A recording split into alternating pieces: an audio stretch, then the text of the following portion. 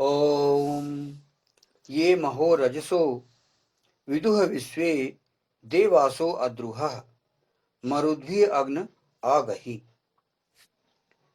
जो महान लोक को जानते हैं, समस्त देव कर्म करने वाले द्रोहहीन हैं। हे अग्नि, मरुतों के साथ आ जाओ। यह मंत्र ऋग्वेद के प्रथम मंडल के 19वें सूक्त का तृतीय मंत्र है। इस मंत्र के ऋषि हैं भगवान मेधातिथि महिमत कांडव, और इस तृतीय मंत्र का प्रमुख विषय, जिसे दिव्य विषय भी कहा जाता है, वह है प्रकाश की ओर ले जाने वाला अग्नि और मरुत। और इसके छंद है यहाँ पर गायत्री और स्वर है षड्ज। यहाँ पर फुटनोट, जो महान लोक को जानते हैं, यहाँ पर है ये महो रजसो विदुह विश्वे। जो महान लोक को जानते हैं, तो यहाँ पर जो मंत्रांश है वह है ये महा रजसः विदुह, जो महान लोक को जानते हैं। इसका अनुवाद है महान लोक, यहां स्वर्ग लोक को कहा गया है। तो ईशान ब्रह्म परमात्मा ने व्यक्तियों को, लोगों को, जनों को एक जो संविधान दिया है, संविधान जो कि सृष्टि का संविधान है, जिसका नाम है वेद, और उस वेद के चारों खंड हैं, और उसमें एक जीवन व्यवस्था दिया है जिसमें न्याय और दंड दोनों की व्यवस्था वेद में प्रस्तुत ईशान परम परमात्मा के द्वारा दे दी गई है। और उसने कहा है कि भाई, इस जीवन व्यवस्था को आप अपनाएंगे तो अपना जीवन सफल होगा आपका। और एक ऑटोमेटिक व्यवस्था स्थापित कर दी है कि आपको वेदानुकूल करोगे तो आपको इस इहलोक में भी पुरस्कृत होगे आप, और परलोक में भी पुरस्कृत होगे। और यदि आप सिस्टम के प्रतिकूल चलेंगे तो आपको इसके नुकसान भी मिलेंगे, हानियां भी मिलेंगी, और जो आपको जो लोक है, लोक आपको नरक भी मिल सकता है। तो यहाँ कहा गया जो महान लोक को जानते हैं, ये महाराजसा विदुह। तो हम अपने लोकों को जाने, लोक स्वर्ग लोक, नरक लोक, और जो बाकी जो पुराणों में दर्शित हैं उन लोकों को भी हम समझें कि गोलोक भगवान कृष्ण का लोक है, क्षीर सागर कहा जाता है जिसे भगवान विष्णु का लोक है, ब्रह्मलोक भगवान ब्रह्मा का लोक, शिवलोक है ना। ऐसे जो लोक हैं जो कि पुराणों में दर्शित है, उनको हम जाने। और जैसे कि स्वर्गलोक की यहां पर बात की गई कि जो स्वर्गलोक कहा गया है, महान लोक जो स्वर्गलोक, स्वर्गलोक को जानना, दिव्यजन्म को जानना, इहलोक में सत्कर्म करने के लिए व्यक्ति को मानसिक रूप से तैयार करता है। यानी हम इहलोक में सत्कर्म करने के पश्चात, क्योंकि हम जन्म और मृत्यु से बंधे हुए हैं, हम जन्म भी लेंगे और मृत्यु भी हमको प्राप्त होगी। तो जन्म और मृत्यु के बीच हमने क्या क्या किया, जो किया हमने, उसका हमको अंत में, अंतिम दिन हमें कुछ ना कुछ उसके परिणाम मिलेंगे, जैसे कि यहाँ पर कहा गया है। और अपना जो मानना भी चाहिए, और वेद में कहा भी गया है, स्वर्ग लोकों की बात की गई है, महान लोक को आप जाने, तो उनको हम समझने के प्रयास करें कि हम सभी लोक क्यों होते हैं, ईशान परम परमात्मा लोक क्यों बनाया है ना। तो वही हम उसको, हम यदि गंभीरता से उसको एनालिसिस करें, गंभीरता से उसको हम पता लगाएं कि भाई लोक क्या हैं और क्यों होते हैं लोक, तो व्यवस्था के अनुसार यहाँ पर वही बताया गया है कि महान लोक यहाँ स्वर्गलोक को कहा गया है।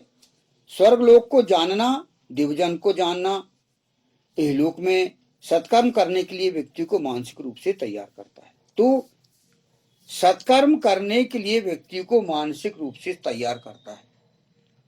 हम सत्कर्म करेंगे तो हमें अच्छे परिणाम मिलेंगे, और यदि दुष्कर्म करेंगे तो हमें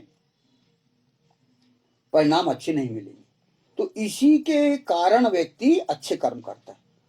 यार, मृत्यु के पश्चात हमको स्वर्ग मिलता है या नरक मिलता है, इसलिए यहाँ पर अच्छे कर्म करता है, क्योंकि हम यहाँ पर ईशान परम परमात्मा के ही दूत हैं यहाँ पर, और उसके ही ईश्वर के अंश है। ईश्वर अंश जीव अविनाशी, तो उसका ही हम अंश हैं और उसके अंश हैं।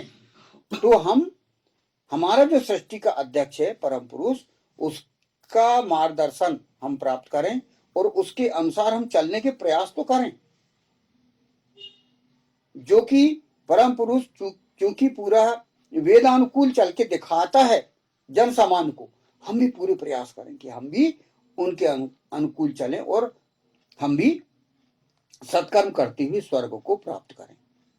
जन्म और मृत्यु के बीच की हमारी जो जीवन लीला है, जो हमारे जो जितने भी कर्तव्य हैं, जो जो भी हमें निभाने को मिल रहा है, जो भी भूमिका है ना, पहले हम बचपन में हम किशोर अवस्था, नौजवानी अवस्था, प्रौढ़ अवस्था, वृद्धावस्था, फिर हमारे सारे कर्तव्य हैं, हमारे पुत्र के कर्तव्य होते हैं, इसके पश्चात फिर अपने पति के कर्तव्य हो जाते हैं, है ना, फिर पिता के कर्तव्य हो जाते हैं ना, फिर दादा के कर्तव्य, परदादा के कर्तव्य, नाना नानी के कर्तव्य, और सारे कर्तव्यों को हमें निभाना है।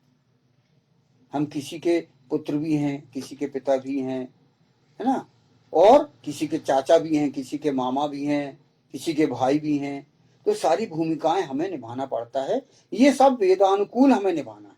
यो वेद में आपको विभिन्न प्रकार के मंत्र भी दे दिए गए हैं कि ये आपको भूमिकाएं जो है अपने आयु अनुसार आपको निभाना है, और उसके अनुसार हमको अच्छे परिणाम के आशा से और हमें जीवन जीना है। ये यहाँ पर बताया गया है। आगे यहाँ पर कहा गया है, यदि व्यक्ति के अंदर स्वर्ग प्राप्ति की लालसा ना हो तो वह पुण्यदायक कर्म, सत्कर्म क्यों करेगा, है ना। यानी व्यक्ति के अंदर एक रहेगा कि भाई कुछ पुरस्कार तो मिले उसको, जीवन में कहाँ क्या जाएगा, क्या परिणाम, जो आज कर्म कर रहा है उसके परिणाम क्या मिलेंगे उसको। इसलिए भगवान कृष्ण ने कहा है श्रीमद् भगवद गीता में कि कर्म के अनुसार आप अच्छे चलोगे तो परिणाम अच्छे मिलेंगे। भगवान विष्णु ने भी पहले कह दिया कि कर्म कभी आपके क्षय नहीं होते, कर्म का परिणाम निश्चित है। भगवान विष्णु ने आपके सृष्टि के प्रारंभ में शुरू में ही कह दिया कि कर्म, जो भी आपके कर्म हो गए उसका परिणाम निश्चित है। इसीलिए हमें क्यों ना हम अच्छे कर्म करें। जो हम जानकारी हमको मिल गई कि भाई अच्छे कर्म करने से हमको अच्छे परिणाम मिलेंगे, बुरे कर्म करने से हमको बुरे परिणाम मिलेंगे, इसीलिए इसी के आधार पर हम अच्छे कर्म करने के पूरे प्रयास करें और स्वर्ग प्राप्ति के हम आशा रखें कि हमें ईशान परम परमात्मा स्वर्ग ही हमको देगा मृत्यु के पश्चात। अगला फुटनोट है, समस्त देवकर्म करने वाले द्रोहहीन हैं।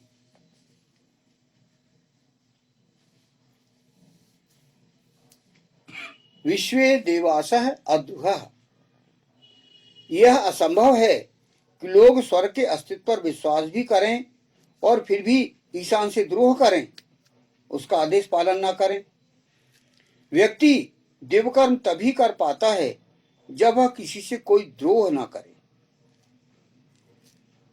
जिसके अंदर ईर्ष्या, द्रोह की भावना होती है, वह अपने कर्मों को देव कर्मों में परिवर्तित नहीं कर पाता।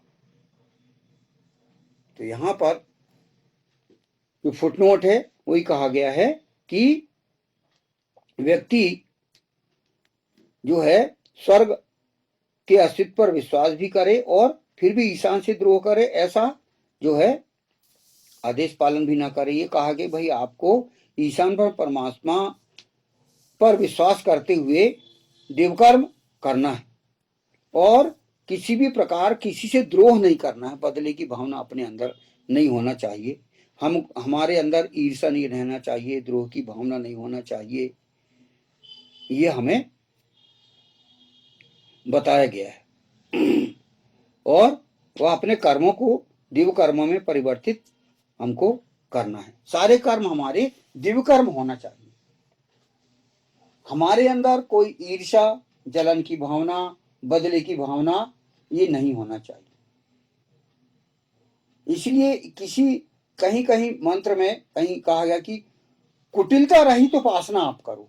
कहा गया है कि आप कुटिलता रहित आप उपासना करोगे तो आप जो है ईशान को समर्पित होगे और आपको ईशान प्रणिधान की अवस्था में पहुंच जाओगे। आप ईशान प्रणिधान वही है, आत्मसमर्पण पूर्ण भक्ति क्या है, वही है कि कुटिलता रहित उपासना करना।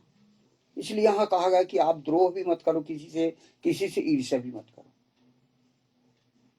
अन्यथा आपको इसके परिणाम ही मिलेंगे। हमको जो है पाप लगेगा, शक्ति क्षय होगा। ये सब व्यवस्था वेद में बता दी गई है, कह दी गई है कि हम कोई भी काम जो करें द्रोह रहित होकर करें। ईर्ष्या से, द्वेष से, इस भावना से हम बिल्कुल कोई भी काम ना करें। तो ये यहां पर ये बात कही गई है। और फिर ये जो मंत्रांश चले तो इसमें मरुद्वी अग्नि आ गई, वो हमेशा ये मंत्रांश आपको हमेशा चलता ही है कि मरुद्वी अग्नि आ गई। यहां पर अग्नि का संदर्भ और मरुद का संदर्भ चल रहा है कि भगवान मतलब जो अपने आप को जो भगवान अग्नि यानी जो दिव्य कर्म करने वाले हैं, जो प्रकाश की ओर ले जाने वाले हैं और उनको व्यक्ति महान समझता है। और महान जो व्यक्ति यदि जो आपको वेद की ओर ला रहा है, यहां पर वही मरुद्वी अग्नि आ गई क्यों कहा गया है कि आपका यदि मन चंचल है, आप यदि अस्थिर मस्तिष्क के हैं और यदि कोई आप हिंसा पर तो उतारू नहीं हो रहे हैं, तो ऐसे लोगों को यहाँ पर इस मंत्र में बताया गया कि ऐसे लोगों से बात की जाए, ऐसे लोगों को वेद की व्यवस्था समझाई जाए और उनको ये भी बताया जाए, उन जो चंचल प्रवृत्ति वालों को उनको भी स्वर्ग की अस्तित्व की बात बताई जाए। फिर आप जो उपासना करोगे तो द्रोह रहित होके करना है, ईर्ष्या से नहीं करना है। ये यहाँ पर अग्नि का कार्य ये बताया गया है कि अग्नि इनको ये सब पूरी बातें बताए कि वह उनका मस्तिष्क जो है चंचल है, तो स्थिर मस्तिष्क करने के लिए ये सब बातें बताना है।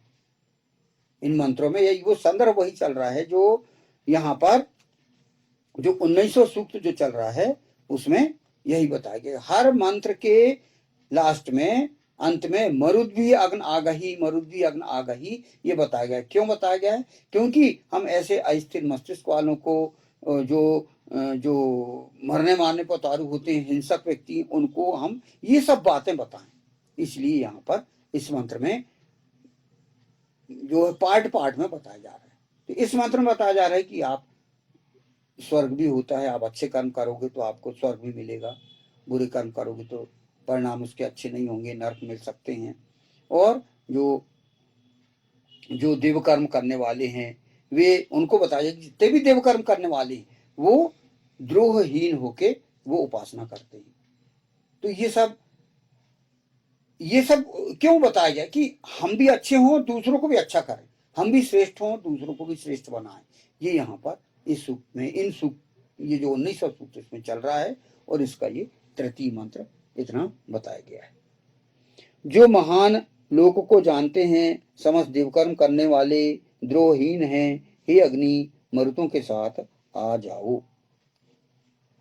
ओम ये महो रजसो विदुह विश्वे देवासो अद्रुह मरुद्वी अग्न आगहि।